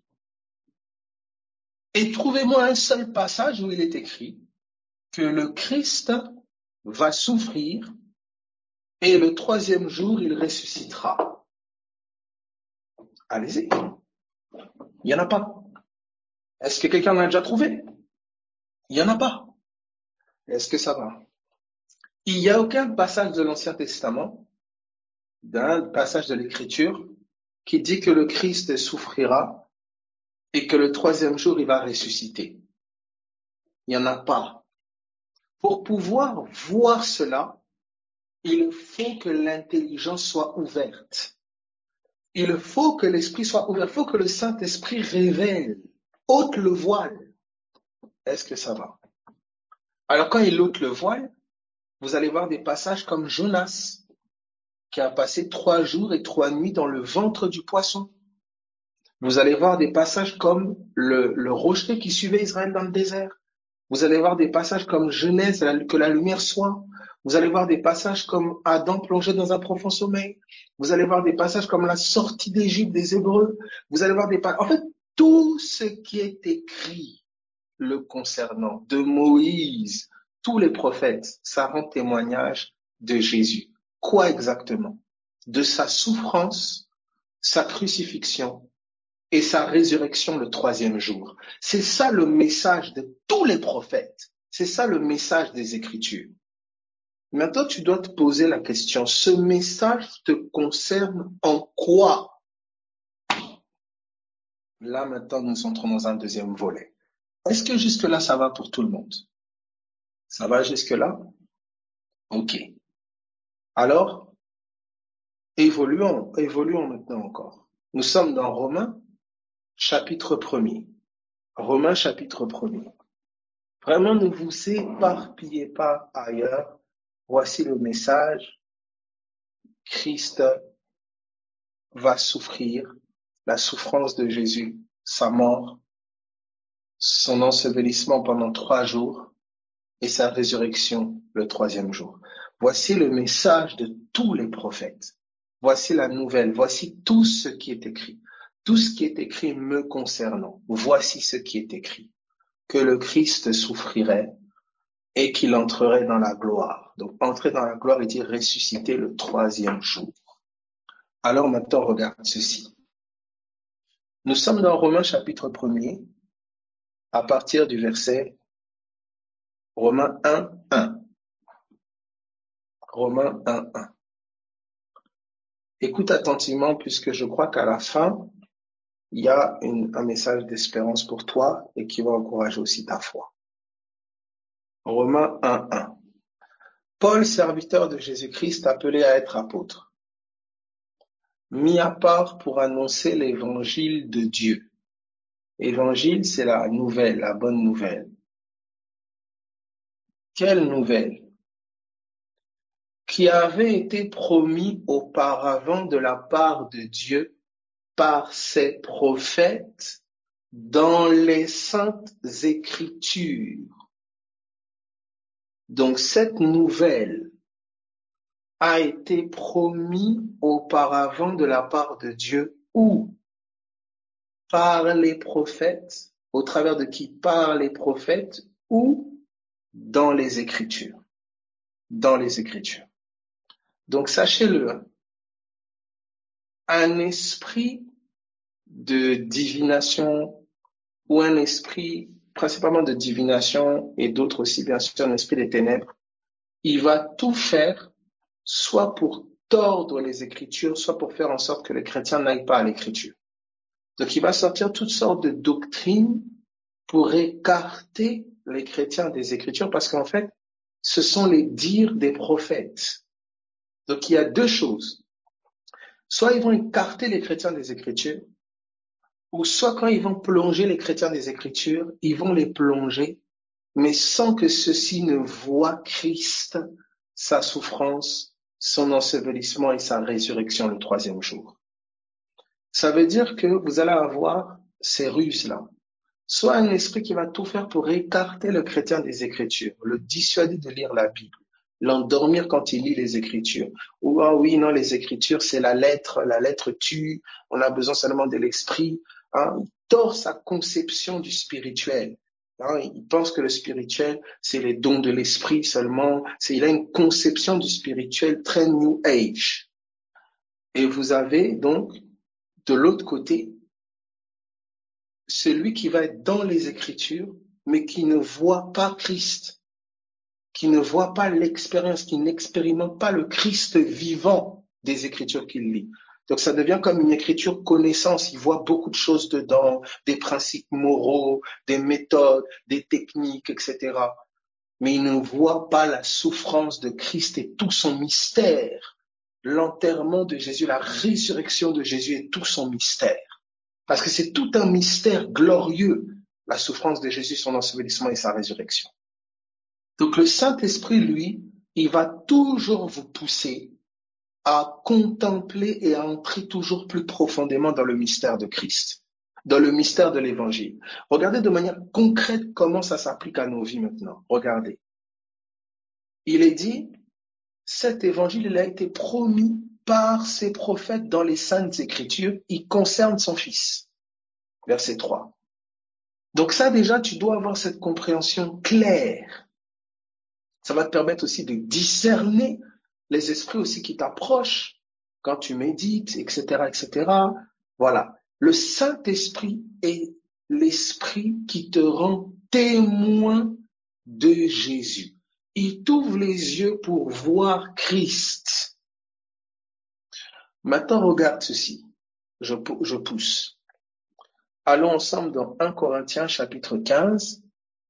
1 Corinthiens 15. Donc, je reste toujours Christ et je vais rentrer après rapidement dans l'église et nous terminons. Alors, regardez, 1 Corinthiens 15, 1 Corinthiens 15, à partir du verset 1er. 1 Corinthiens 15, 1. Ok, donc je lis. Je vous rappelle, frères, l'évangile que je vous ai annoncé, que vous avez reçu, dans lequel vous avez persévéré, et par lequel vous êtes sauvés si vous le retenez tel que je vous l'ai annoncé. Autrement, vous auriez cru en vain. Donc, je vous rappelle cela. Qu'est-ce que tu nous rappelles? Je vous ai enseigné avant tout, comme je l'avais aussi reçu, que Christ est mort pour nos péchés, selon les Écritures, donc selon les prophètes. Qu'il a été enseveli et qu'il est ressuscité le troisième jour selon les Écritures, donc selon les prophètes. Attendez. Donc selon les Écritures, donc selon les prophètes, Christ est mort pour nos péchés. Il a été enterré, il est ressuscité le troisième jour. Voici le message. Vous avez vu que Jésus, dans Luc 24, le dit aux 2, à travers des Écritures. Il le dit aux 12, au travers des Écritures. Romains nous répète, Corinthiens, c'est partout. Voici le message des prophètes. Ok, je prends maintenant 1 Corinthiens chapitre 1er, à partir du verset 10. 1 Corinthiens 1:10. J'ai pas encore actualisé à nous de manière pratique, s'il vous plaît. Écoutez, il faut que ce soit clair déjà les écrits des prophètes pour que, quelle que soit la dimension de prophétie, tout ministère, tout esprit qui ne nous amène pas à la croix de Jésus-Christ et sa résurrection, ce n'est pas de Dieu. C'est une ruse, c'est pas de Dieu. C'est pas de Dieu. Regardez, nous sommes dans 1 Corinthiens 1 à partir du verset 10. 1 Corinthiens 1:10. Je lis. Les prophètes qui ont prophétisé touchant la grâce qui vous était réservée, les prophètes qui ont prophétisé touchant la grâce qui vous était réservée, ont fait de ce salut l'objet de leur recherche et de leur investigation. Les prophètes ont fait des recherches pour comprendre ce truc-là, ce mystère-là de la mort de Jésus et sa résurrection, la mort du Christ. Ils ont essayé de percer ce mystère-là. Ils ont fait vraiment de cela un sujet d'investigation, de recherche. Et regardez au verset 11. Voulant sonder l'époque et les circonstances, marqués par l'esprit de Christ qui était en eux et qui attestait d'avance les souffrances de Christ et la gloire dont elles seraient suivies. Donc, on nous dit que nous sommes dans 1 Pierre, pardon. Nous sommes dans 1 Pierre 1:10. 1 Pierre 1:10. Voilà. Excusez-moi. C'est 1 Pierre 1:10. Donc, je reprends. 1 Pierre 1:10. Les prophètes, voilà, qui ont prophétisé touchant la grâce qui vous était réservée, ont fait de ce salut l'objet de leur recherche et de leur investigation, voulant sonder l'époque et les circonstances marquées par l'Esprit de Christ qui était en eux. Donc les prophètes, par l'Esprit de Christ qui était en eux, ils étaient comme d'avance dans le sacrifice de Jésus. Donc ils ont essayé de percer à quelle époque l'Esprit, en fait, à quelle époque Christ allait mourir et ressusciter le troisième jour. Donc, à cause de l'Esprit de Christ qui était en eux, ils étaient déjà d'avance dans cette époque-là. Et ils ont essayé de percer le mystère. Ils ont essayé de sonder, de savoir à quelle époque cela allait arriver. Mais ce n'était pas pour eux. Vous voyez? Un exemple, Ésaïe. Ésaïe prophétise, il vous dit, par ces meurtrissures, nous sommes guéris. Ou le psaume 22, par exemple. David, je pense, il dit, ils ont percé mes mains et mes pieds. Le psalmiste, quand il parle au présent. Ils ont percé mes mains et mes pieds. Ésaïe dit, par ces meurtrissures, nous sommes guéris. Hein, c'est de nos péchés qu'il s'est chargé, etc. Donc, il en parle comme si c'était arrivé, comme si c'était en train d'arriver. Il n'en parle pas au futur. Parce que l'esprit de Christ qui était en eux les amenait déjà à expérimenter depuis l'éternité le sacrifice de Jésus. Oh là là, est-ce que quelqu'un est en train de comprendre ça? C'est-à-dire que l'esprit est hors du temps. Par l'esprit de Christ qui était en eux, ils étaient déjà en train de vivre la croix. Ils étaient déjà en train d'expérimenter la croix. C'est comme ça qu'ils ont essayé de sonder l'époque dans laquelle le Messie devait venir. Mais on dit que ce n'était pas pour eux. Ce n'était pas pour eux. Il leur a été révélé que ce n'était pas pour eux, verset 12. Il leur a été révélé que ce n'était pas pour eux. Il leur a été révélé que ce n'était pas pour eux-mêmes, mais pour vous, qu'ils étaient les dispensateurs de ces choses, que vous ont annoncé maintenant ceux qui vous ont prêché l'évangile par le Saint-Esprit envoyé du ciel, et dans lesquels les anges désirent plonger leur regard. Vous voyez? Mais il faut aller leur demander. Ils disent, ils ont essayé de sonder comment? Je sais pas,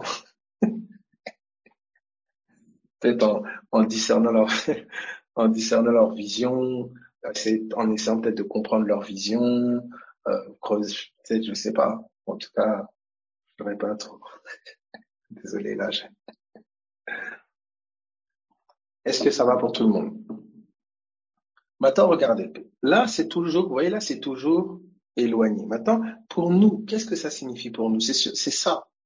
Donc, qu'est-ce qu'on m'explique? On me dit, depuis les temps anciens, les prophètes ont annoncé que Christ souffrirait et que le troisième jour, il ressusciterait. Le grand point, c'est que tu dois savoir qu'est-ce que ça implique pour toi. Pourquoi Christ est mort? Premièrement, ces souffrances-là, il était sans péché. Mais pourquoi depuis les temps anciens, avant même la fondation du monde, un plan et un message qui était un mystère? Le mot mystère là, c'est secret. Ça veut dire dans la vie de tous les prophètes, la vie d'Abraham, la vie de Joseph, dans la vie de tous, il y avait un secret. Il y avait un message secret qui était caché dans la vie de tous ces hommes, dans la vie de Joseph, dans la vie d'Abraham, dans la vie de tous ces hommes, dans tous les événements qui arrivaient, dans toutes les situations qui arrivaient. Il y avait un message secret. Il y avait un mystère. Quel était ce mystère? C'était que le Christ souffrirait et que le troisième jour, il ressusciterait et rentrait dans sa gloire. C'était le message secret qui était caché dans tous les âges, dans les dires des prophètes, dans absolument tout. Ça veut dire que tout ce que vous lisez cache ce message-là. Tout ce que vous voyez dans la création cache ce message-là.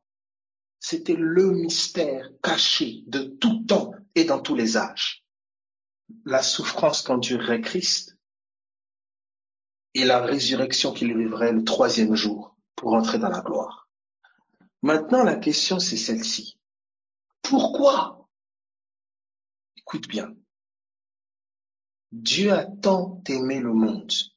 Dieu t'a tellement aimé qu'il a envoyé son Fils unique afin que son Fils unique puisse s'identifier à tes souffrances. Écoute attentivement ce que je suis en train de te dire, s'il te plaît. Pourquoi la souffrance de l'élu?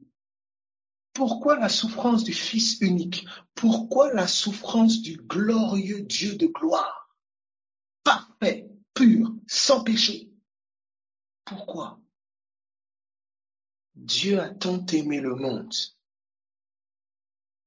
qu'il a envoyé son Fils unique, afin que ce Fils-là puisse s'identifier à toutes les souffrances du monde.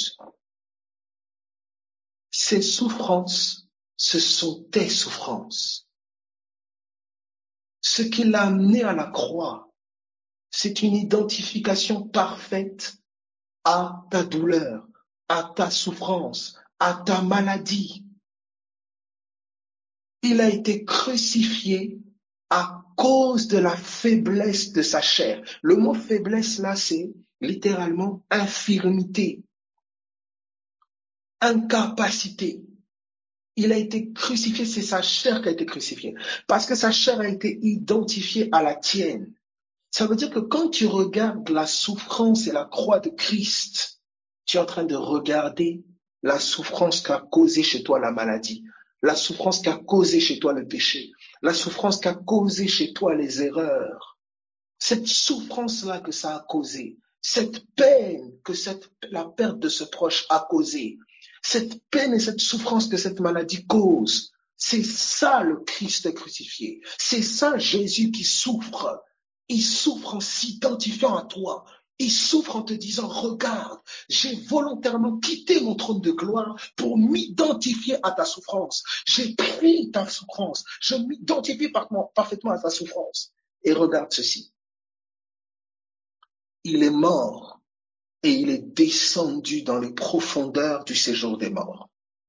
Ça veut dire il est allé là où les ténèbres pouvaient aller le plus profondément possible. Il est allé dans le territoire le plus obscur. Ça veut dire qu'il n'y a aucune douleur, aucune ténèbre, aucune condamnation qu'il n'a pas prise. Il est allé jusqu'à la condamnation de la mort. Et même parmi les morts, il est descendu dans les profondeurs. Et maintenant, écoute, voici ton espérance. Il est ressuscité le 3e jour. Il est ressuscité le 3e jour. Ça veut dire que c'est ta guérison. S'il est ressuscité le 3e jour, ça veut dire que c'est ta délivrance. Ton espérance est certaine pour une seule raison. Jésus-Christ est sorti du tombeau. Il te dit, je me suis identifié à ta souffrance, à ta douleur. Identifie-toi à ma résurrection. Identifie-toi à ma victoire. C'est ça l'évangile. Écoute s'il te plaît. Est-ce que jusque-là, ça va pour tout le monde? Entends ça. Quand tu entends la croix, c'est ta souffrance. La souffrance de Jésus, il s'est identifié à ta souffrance. On a dit, voici l'homme. Il s'est identifié à la souffrance qu'a causé le péché de l'homme. Il s'est identifié à l'impureté de l'homme. Il s'est identifié à la peine, à la douleur que cause la maladie, à la malédiction. Il a porté tout le malheur de l'humanité. Le Christ qui souffre et qui meurt et qui est enterré, c'est l'humanité morte, l'humanité dans les ténèbres, l'humanité malade, l'humanité souffrante. C'est le Christ crucifié. C'est le Christ fouetté, battu, en sang, meurtri, accablé. Physiquement, il y avait pire encore comme accablement. Mais son accablement n'est pas violent sur le plan physique, premièrement. Il est violent sur le plan spirituel. Les ténèbres étaient telles ce jour-là que le ciel s'est obscurci. Le ciel est devenu noir. Parce que tout le séjour des morts, toute la puissance des ténèbres s'est littéralement infiltrée en lui, est venue sur lui. Le cancer de monsieur, madame tel, la tuberculose de monsieur, madame tel, les malédictions générationnelles de monsieur et madame tel, les conflits de famille de monsieur et madame tel, tous les crimes, tout le malheur, tous les ténèbres qui soient, se sont ce jour-là emparés de Jésus. Il a tout pris sur lui, toutes les conséquences. Toutes les causes, il a tout pris pour s'identifier parfaitement à chaque individu, à toute souffrance quelle qu'elle soit, pour parfaitement s'identifier. De la plus petite douleur à la plus grande, de la plus petite malédiction à la plus grande malédiction. Il s'est parfaitement identifié. La souffrance de l'élu, la souffrance du Christ, c'est l'identification parfaite à la souffrance de l'humanité. Exactement. Maintenant, l'ensevelissement, 3 jours. Donc il a non seulement souffert sur terre, écoutez attentivement, il a souffert sur terre, ayant été fouetté, battu, malmené, vous avez vu sa souffrance, fouetté à mort, etc. Mais il est descendu dans le séjour des morts, et il allait dans les profondeurs. Et là, le 3e jour, il est ressuscité. La parole dit, il n'était pas possible que la mort le retienne. Or, la mort est l'ennemi le plus grand des ténèbres. La mort, c'est la fin pour l'homme charnel. Une maladie, elle est crainte parce qu'elle amène à la mort. La famine, toutes les maladies, les épreuves, ce qui est craint, c'est la mort. Eh bien, il est dit qu'il n'était pas possible que la mort le retienne. Ça veut dire que l'ennemi le plus redoutable que l'homme a, Christ l'a vaincu. Ça veut dire que l'évangile devient pour toi le message d'espérance qui dit ceci. Quel que soit l'ennemi que tu confrontes aujourd'hui, je me suis identifié à ton combat. J'ai pleuré comme tu pleures. J'ai souffert comme tu souffres. J'ai enduré comme tu endures. Et tu vas traverser comme j'ai traversé. Tu vas vaincre comme j'ai vaincu. Ton espérance est certaine parce que je suis ressuscité d'entre les morts, parce que je suis vivant. Ton espérance est certaine. Il n'y a pas de doute à avoir. Il a été écrit et annoncé depuis que je ressusciterai d'entre les morts. Si ma résurrection est aussi certaine, si le sang a coulé certifiant avec certitude que je suis ressuscité, alors ta sortie de ce tunnel est certaine. C'est là qu'est ton espérance. C'est comme ça que Paul dira, si Christ n'est pas ressuscité, notre foi et notre prédication sont vaines. C'est pour ça, question, en quoi est placée ton espérance? Tu es sûr que ça va aller, mais sur base de quoi? Parce que si Dieu veut, j'ai une nouvelle plus grande que si. Paul dira, la parole, prenons-le, 1 Corinthiens, chapitre 2, je crois, ou 2 Corinthiens 1, si quelqu'un peut le prendre, 2 Corinthiens, regardez ce qu'il va nous dire. 2 Corinthiens 1, à partir du verset 18. Pardon, à partir du verset 18. 2 Corinthiens 1, 18. Voici. Abel, est-ce que c'est sûr que si tu veux, est-ce que vraiment je vais m'en sortir? Écoute.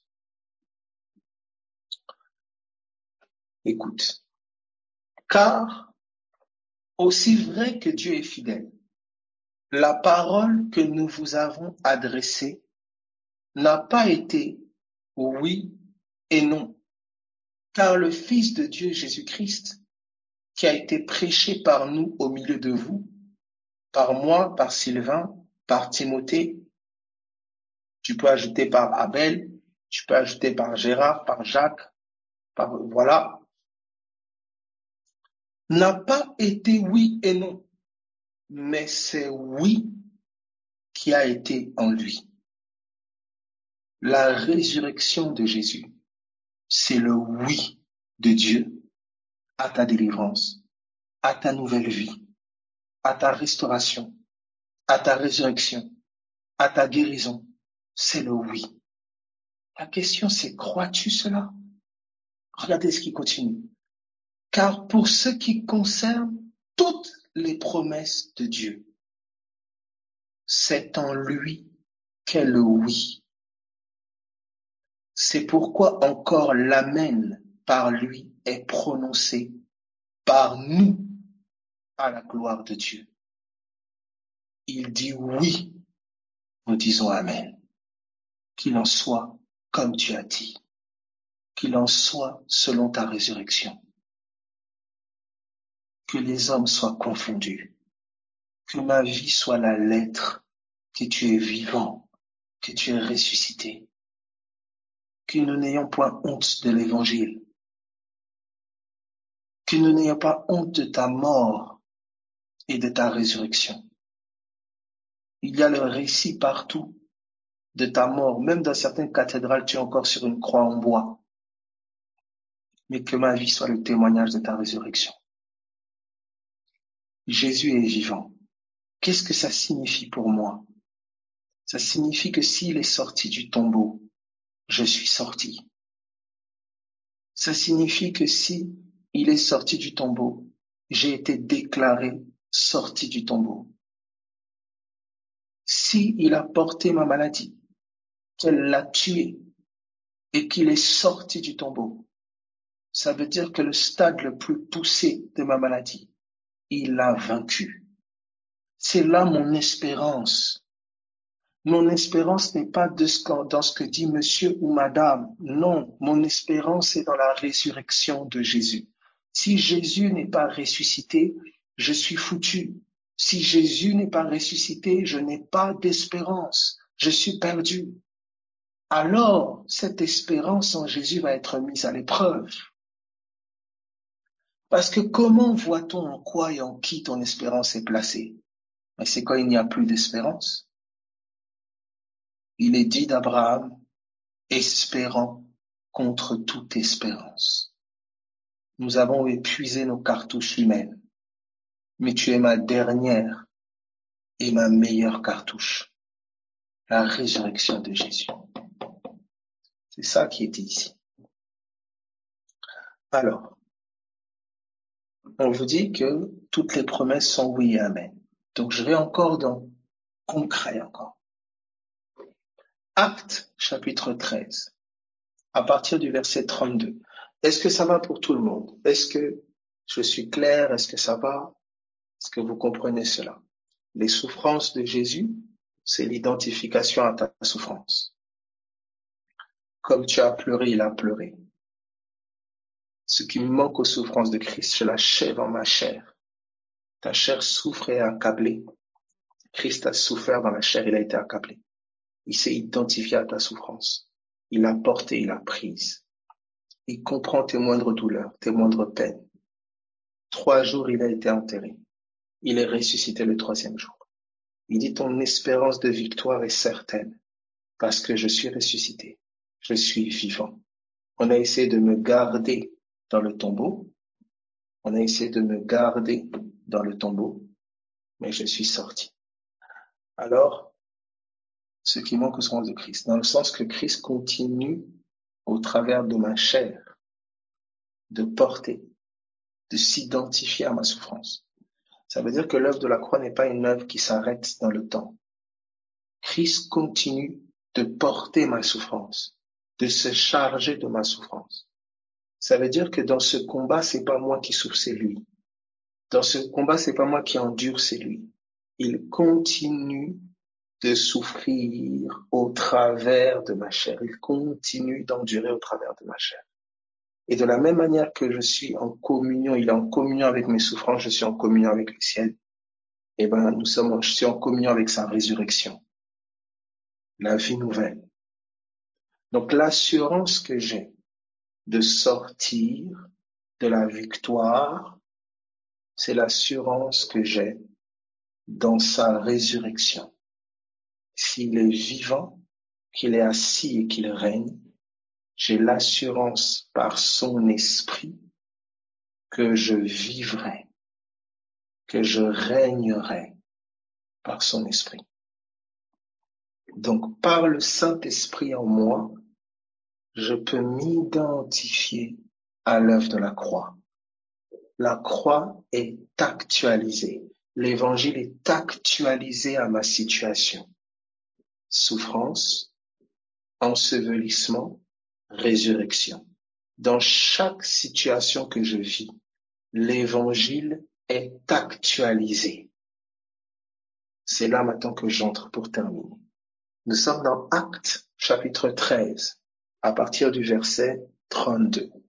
Actes 13, 32. Je lis. Actes 13, 32. Je lis ceci.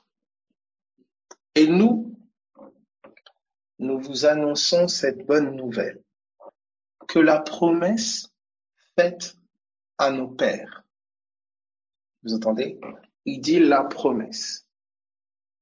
Donc en fait, toutes les promesses qui ont été faites à nos pères, en fait, ça, c'était contenu et ça contenait, en fait, une seule promesse. C'était celle de la bonne nouvelle.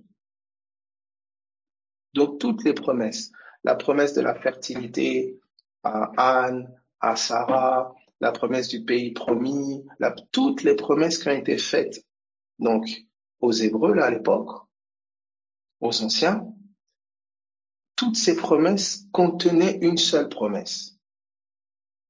C'est celle de la mort de Jésus, s'identifiant à nos souffrances, son enterrement et sa résurrection le troisième jour. C'était ça la promesse faite. Ça veut dire que la mort de Jésus, la souffrance de Jésus, c'est la souffrance des stériles, c'est la souffrance des malades, c'est la souffrance des affligés, c'est la souffrance des prisonniers. L'ensevelissement de Jésus, c'est la souffrance des malades, c'est la mort des malades, c'est la mort des stériles, c'est la mort des prisonniers, c'est la prison dans laquelle, parce que quand on parle d'ensevelissement, on dit il est parti prêcher aux âmes en prison. C'est la prison des stériles, c'est la prison des malades, c'est la prison des prisonniers, c'est la prison des blessés, c'est la prison des rancuniers, c'est la prison de ceux qui sont affligés par des pertes, dont le cœur est brisé. La résurrection de Jésus, c'est la sortie de prison. C'est la fertilité pour les stériles. C'est la guérison pour les malades. C'est la délivrance pour les prisonniers, pour les captifs. C'est cela l'actualisation pour ma vie. Quelle que soit la prison dans laquelle tu es, Jésus s'est identifié à ta prison par son ensevelissement. Alors identifie-toi à sa résurrection.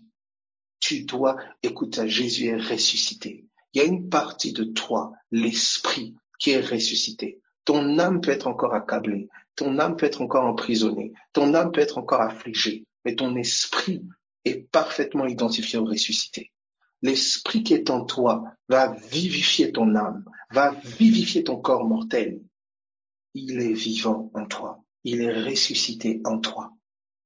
C'est là qu'est toute ton espérance. Christ en toi, c'est l'espérance de la gloire. C'est l'espérance de la résurrection. Christ en toi, c'est là qu'est ton espérance. C'est lui en toi. Espère en lui. Il siège en toi. Et c'est ça que l'Écriture t'a annoncé et t'a montré. C'est que le vivant, le ressuscité est en toi.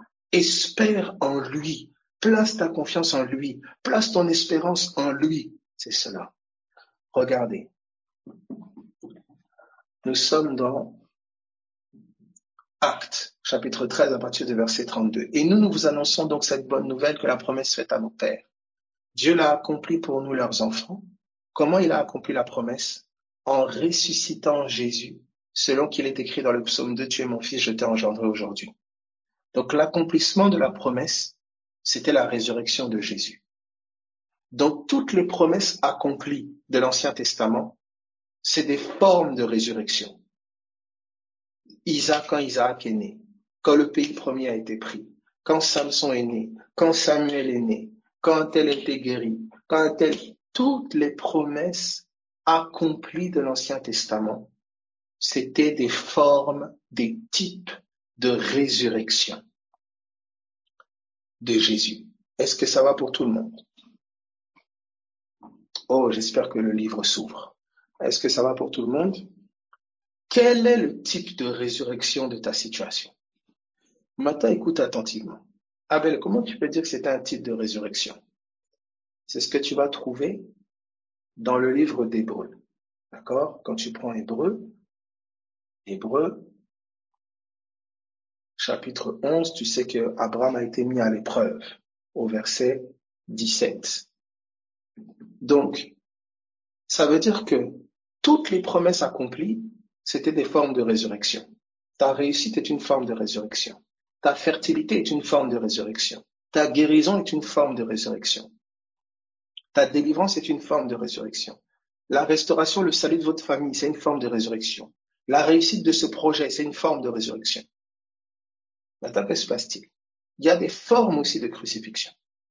Il y a des formes aussi d'enterrement, des formes de prison. L'abandon de tous, c'est une forme de crucifixion. La trahison, forme de crucifixion. Stérilité, forme de crucifixion. La maladie et ses effets, forme de crucifixion. Perte de proches, forme de crucifixion. Il y a des formes de crucifixion et d'ensevelissement. Il y a une forme de résurrection. Ça veut dire toutes les épreuves qui ont été endurées jusqu'à ce que la promesse soit manifestée. C'est des formes de crucifixion et d'ensevelissement. Je répète, toutes les épreuves, quelle que soit la forme, endurées jusqu'à manifestation de la promesse, ce sont des formes d'ensevelissement, de crucifixion. Est-ce que tu entends ça? C'est pour ça qu'on t'invite à la persévérance, à la patience et donc à la prière. Quand tu es dans une forme d'ensevelissement, tu dois joindre ton esprit à la prière. Que celui qui souffre prie.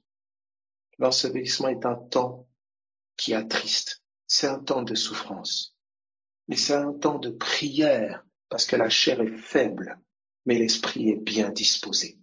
Vous souvenez-vous, il a été crucifié à cause de sa faiblesse.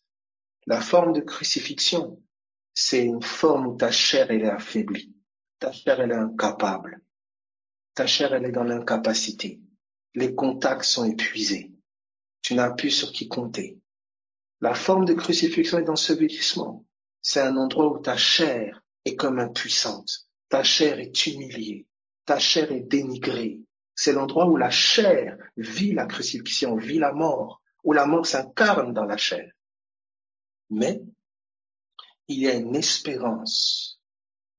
L'apôtre, j'aime comment il est dit dans Actes des Apôtres, il dit, alléluia, oh là là, il dit mon esprit est dans la joie. Mon cœur est dans l'allégresse. Mon cœur est dans la joie, mon esprit est dans l'allégresse. Il dit, car tu n'abandonneras pas mon âme dans le séjour des morts. Tu n'abandonneras pas mon âme dans cette affliction. Tu ne laisseras pas mon âme dans cette prison. Alléluia, c'est cela. Tu dois identifier. Oh, je prie que tu aies l'actualisation de l'évangile dans ta situation. Il dit, ma chair reposera en sécurité. D'autres versions disent, je suis dans l'espérance. Ma chair reposera, ma chair sera dans l'espérance. Ça veut dire que dans cette prison, j'ai une espérance. C'est celle de la résurrection. Tu n'abandonneras pas mon âme dans cette prison. J'ai l'espérance. Je sais que ça va aboutir. Je sais que ça va donner. Comment je sais? Parce que Christ est ressuscité. Christ est vivant. Et dans son amour et sa miséricorde, il m'a identifié à son sacrifice. Il nous a ressuscités ensemble. Je ne le mérite pas. Il m'a fait grâce. Dieu, afin de montrer sa grande miséricorde, Dieu, afin de montrer son grand amour, il nous a identifiés à la mort de son Fils. Il nous a identifiés à la résurrection de son Fils. L'Esprit de son Fils crie en nous, Abba, Père. L'Esprit du Fils est en nous. C'est ainsi que nous croyons dans la résurrection, par son Esprit en nous. Donc c'est pas parce que j'ai beaucoup prié, c'est pas parce que j'ai beaucoup jeûné, c'est pas parce que, non, j'ai entendu l'évangile et mon cœur a adhéré. J'ai entendu qu'un Dieu m'a tant aimé qu'il a envoyé son Fils mourir pour moi, s'identifier à ma peine et à ma souffrance. Lui qui était digne, lui qui était pur, lui qui était saint, Il a pris mon impureté. Il a pris les causes et les conséquences de mon péché, de ma faute, de ma malédiction. Il a tout pris sur lui. Il a pris ma vie pourrie. Il a pris ma mort. Il a pris ma maladie. Il a pris mon péché. Et il m'a donné par son esprit la vie de résurrection. Il me dit, identifie-toi à ma résurrection. Regarde, je suis ressuscité, je suis vivant. Tu vas traverser. Ma vie est en toi. Regarde ma vie. Tel je suis, tel tu es. C'est pourquoi, regardez ceci. Sur le chemin pour Emmaüs, ils avaient les yeux sur ce qui s'était passé, mais leurs yeux n'étaient pas ouverts sur le ressuscité. Quand tes yeux sont fermés sur le ressuscité, quand tes yeux ne voient pas ce qu'ont dit les prophètes, ton cœur sera rempli de tristesse. Ton cœur sera accablé. Comme Jérémie qui dit, quand je pense à ma détresse et à ma misère, il dit, mon esprit est abattu. Mais il dit, voici ce que je veux repasser dans mon cœur, ce qui me donnera de l'espérance. Et j'ai compris que ce que je repasse dans mon cœur qui me donne de l'espérance, c'est la résurrection de Jésus. C'est sa victoire. Il a traversé. Il a vaincu pour moi. Il a vaincu. Il a combattu. Il a récupéré les clés de la mort et du séjour des morts. S'il a vaincu, j'ai l'assurance en lui et par lui. Il est ma seule espérance. Je suis pas fort. Je suis pas capable. Je suis pas le meilleur prieur. Je suis pas le meilleur jeûneur. Je suis pas juif d'origine. Je suis pas, je ne sais pas. Non, je suis incapable dans la chair, faible dans la chair. Il s'est identifié à ma faiblesse. Il s'est identifié à mon incapacité. Et il me dit, identifie-toi à ma résurrection. Identifie-toi à ma force. Parce que mon esprit est maintenant en toi. Par mon esprit, nos destinées, nos passés, nos histoires ont été liées. Je me suis parfaitement identifié à tout ton passé, toute ton histoire, tout ton vécu, toutes tes peines, toutes tes souffrances, toutes les trahisons. C'est ce qui m'a amené à la croix. C'est ce qui m'a fait subir toute cette souffrance-là à la croix. Maintenant, il dit, tu es une créature nouvelle. Identifie-toi à ma vie. À ma vie. Plus à ton passé. Plus à ton Égypte. Plus à ces raisonnements-là, cette mentalité-là. Identifie-toi à ma vie. La vie du ressuscité. Découvre cette vie dans ce que les prophètes ont dit. Découvre cette vie dans les Écritures. Quel est le témoignage qui est rendu de cette vie? Elle est en toi. C'est cela. Elle doit être sur tes lèvres. Elle doit être dans ton cœur. Regardez ce qui est dit ici. Je terminerai sur cela. Il est dit, c'est par la foi, verset 17, Hébreux 11, 17. C'est par la foi qu'Abraham offrit Isaac lorsqu'il fut mis à l'épreuve, et qu'il offrit son fils unique, lui qui avait reçu les promesses. Donc c'est par la foi qu'Abraham offrit Isaac lorsqu'il fut mis à l'épreuve. Abraham a été mis à l'épreuve. Par la foi, il a offert Isaac. Et pourquoi il lui a été demandé d'offrir ce qu'il avait de plus cher? C'était prophétique pour nous. On devait voir la fidélité de Dieu. Regardez, c'est par la foi qu'Abraham offrit Isaac lorsqu'il fut mis à l'épreuve et qu'il offrit son fils unique. Lui qui avait reçu les promesses. Il avait reçu des promesses. Comment se fait-il que maintenant son fils soit livré? Il a reçu des promesses. Comment se fait-il que sa famille soit dans cet état? Il a reçu des promesses. Comment se fait-il que la maladie vient frapper à sa porte? Il a reçu des promesses. Mise à l'épreuve, mise à l'épreuve. Le Christ était annoncé comme le sauveur, comme le libérateur d'Israël et du monde entier. Mais pourquoi a-t-il souffert? Comment se fait-il qu'il a été crucifié? Comment se fait-il qu'il est mort? Mise à l'épreuve. Il s'est identifié à ton épreuve. Il s'est identifié à ton combat. Quel est le résultat? Il est sorti du tombeau. Il a vaincu. Maintenant, tu es appelé, toi, à mener le bon combat de la foi. Le bon combat de la foi dans ce qu'il a fait. De placer une espérance vivante dans ce qu'il a fait. Une espérance, c'est incertain d'origine. Ah, j'espère que ça va aller. Je peux pas en être sûr. Mais une espérance certaine, une espérance vivante, c'est plus qu'une simple espérance. C'est une espérance qui est basée sur une vérité inébranlable et qui ne bougera pas. Jésus-Christ est vivant. Alors ton espérance peut être certaine. Aussi sûr qu'il est vivant, aussi sûr ça ira. Aussi sûr qu'il est vivant, aussi sûr tu traverseras. Pas parce qu'un tel l'a dit, pas parce qu'un tel a dit ça ou un tel a fait cela, non. Ton assurance ne repose pas sur un homme. Ton espérance ne repose pas entre les mains de cet homme ou cette femme. Et même si les canaux humains semblent ne plus fonctionner, tu as une espérance dans le ressuscité. Un autre canal se présentera, une autre voie se présentera, et Jésus est vivant. Que ta bouche célèbre ses louanges, que ta bouche l'élève. Arrête d'être comme ceux de Luc 24, qui s'entretiennent du passé, qui laissent la mort gagner leurs lèvres, gagner leur cœur, parler comme si Jésus était mort, parler comme si le Christ n'était pas vivant, il n'était pas au courant de la situation. Que ton langage change. La mort et la vie sont au pouvoir de la langue. Que ton cœur croie enfin que Christ a été ressuscité d'entre les morts et que ta bouche confesse. Et c'est ainsi qu'il est dit que tu as accès au salut, délivrance, guérison, etc. Regardez ce qui est dit ici. C'est par la foi qu'Abraham offrit Isaac, qui dit lui qui avait reçu les promesses, verset 18, et à qui il avait été dit en Isaac sera nommé pour toi une postérité. Il pensait que Dieu est puissant, même pour ressusciter les morts. Aussi le recouvra-t-il par une sorte de résurrection. Il a offert Isaac avec cette espérance dans le cœur, cette foi dans le cœur, que Dieu était puissant pour ressusciter même à mort. D'où lui venait cette foi-là? C'est l'évangile, la souffrance de Christ et sa résurrection. Voici la résurrection.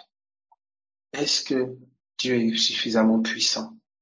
Il a déployé toute sa puissance pour ramener Christ d'entre les morts, alors qu'il était dans la situation la plus dramatique. Dieu est-il suffisamment puissant pour ramener à la vie ce qui est mort chez toi, pour créer une brèche, créer une opportunité nouvelle, ouvrir une porte, ramener à la vie ce qui est mort dans ton corps mortel, ramener à la vie ce qui est mort dans ton cœur, les blessures, les déchirures, ramener à la vie ce qui est mort dans tes relations, ramener à la vie ce qui est mort dans ton souvenir. La puissance de résurrection est à disposition. Que notre espérance soit placée dans le ressuscité. Et je ne sais pas quelle sorte de résurrection doit prendre place dans ta vie, mais je prie que l'évangile soit actualisé dans ta situation. Que le Saint-Esprit t'inspire, t'ouvre les yeux sur l'évangile de ta situation.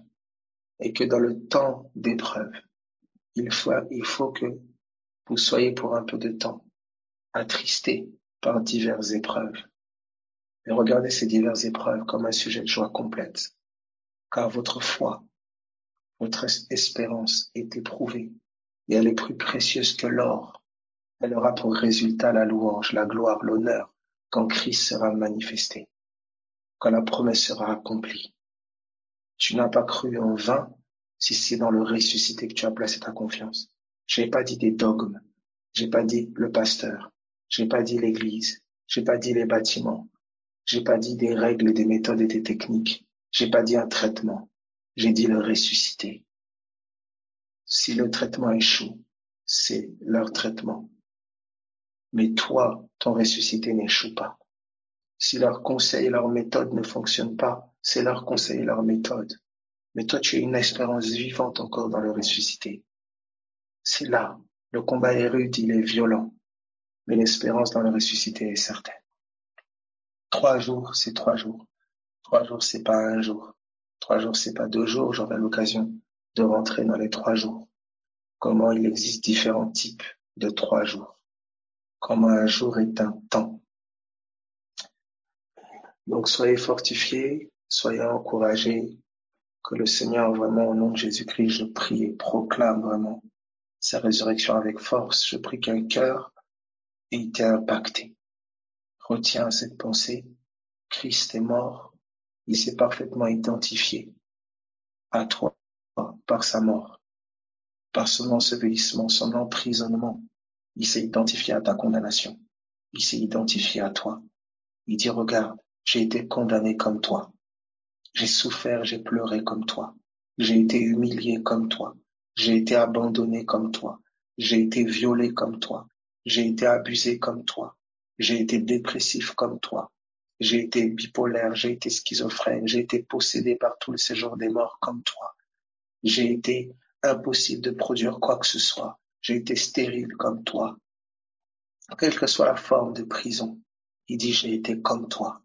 Moi, je le méritais pas. Je me suis réduit à devenir comme toi pour t'amener à devenir comme moi. Regarde, je suis sorti du tombeau. Une puissance a été déployée pour me ramener même de la mort même. Il est vivant. C'est le vivant qui parle, c'est le ressuscité. Commence à nourrir ton cœur, à imbiber de la parole, du témoignage de Dieu. Et arrête de ruminer, de passer ton temps à raisonner sur des choses stériles, sur des choses mortes qui ne font rien avancer et progresser ta foi. Au nom de Jésus-Christ de Nazareth. Soyez fortifiés. Amen.